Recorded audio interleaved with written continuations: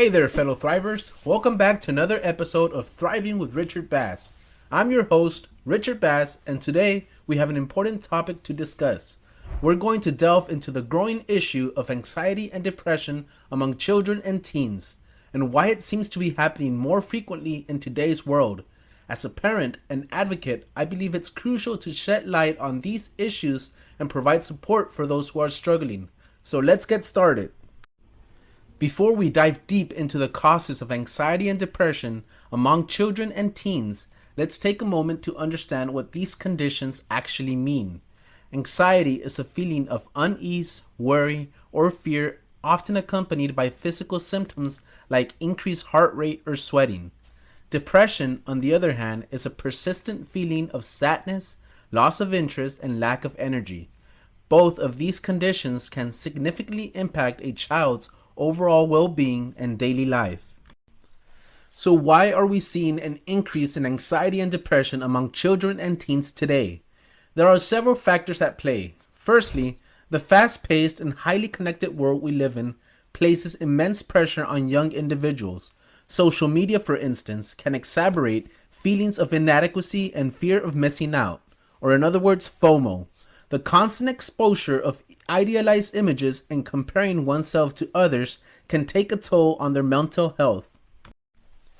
Secondly, academic pressures have also skyrocketed in recent years. Many students face high expectations from parents, teachers, and society to excel academically. The intense competition for college admissions and the fear of failure can contribute to anxiety and depression.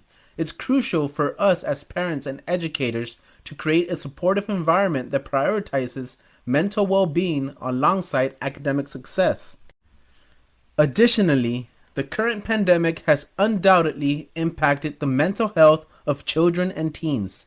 The sudden disruption of routines, isolation from friends, and the uncertainty surrounding the future have all contributed to increased anxiety and depression rates. It's important for us to recognize the signs and symptoms and provide the necessary support during these challenging times. Now that we understand some of the contributing factors, let's talk about what we can do as parents, educators, and advocates to help our children and teens struggling with anxiety and depression.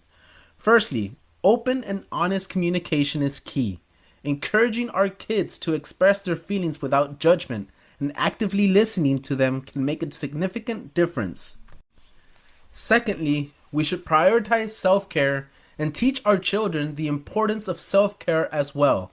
Engaging in activities that promote relaxation, such as meditation, exercise, or pursuing hobbies, can help reduce anxiety and depression symptoms.